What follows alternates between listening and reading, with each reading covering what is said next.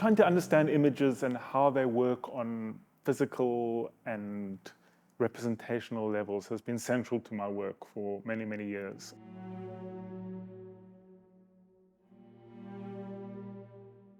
I found myself looking at a number of works that I had made in Cape Town, specifically in and around the Castle of Good Hope, which is the oldest remaining colonial building in South Africa.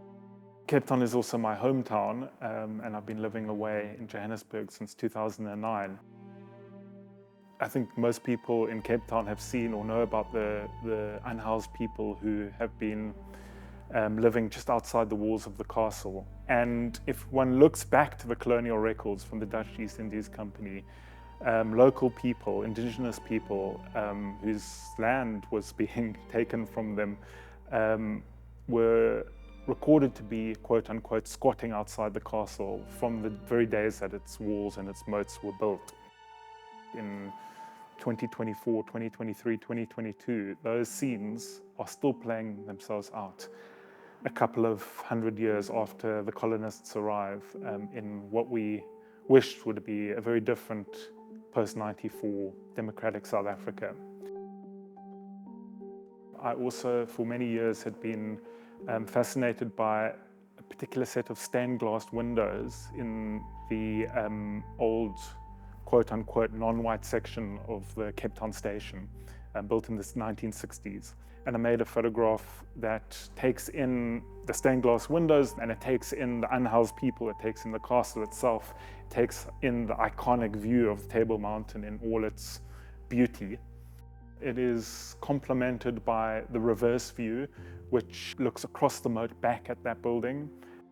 A man in a rowboat using a pool net to fish rubbish out of that castle moat. The central work that I've made for this exhibition is called A Cape Town Landscape. It's a time lapse. It's a then and now. It's a before and after. I had for many years been aware of Lady Anne Barnard's panorama that she painted from the roof of the castle, her residence at the castle. She was the wife of the secretary to the colonial government in the late 18th century. It shows slaves, it shows indigenous people, it shows the gallows that were on the Grand Parade. And I found the exact spot on the roof, did quite a bit of work to figure out the correct lens, the correct viewpoint, the correct elevation, and photographed my own panorama in early 2024. After printing them in sections, I then added tape to these 9-meter panoramas and took away strips one by one.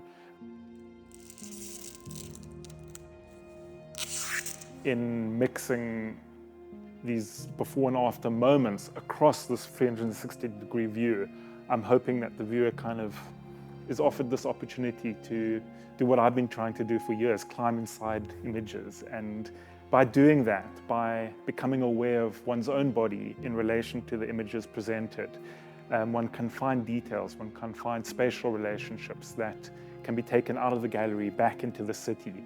And by doing that, I really hope the viewer will contribute to an awareness of the difficulty of the spaces that we've created, but also the opportunity to create much better ones.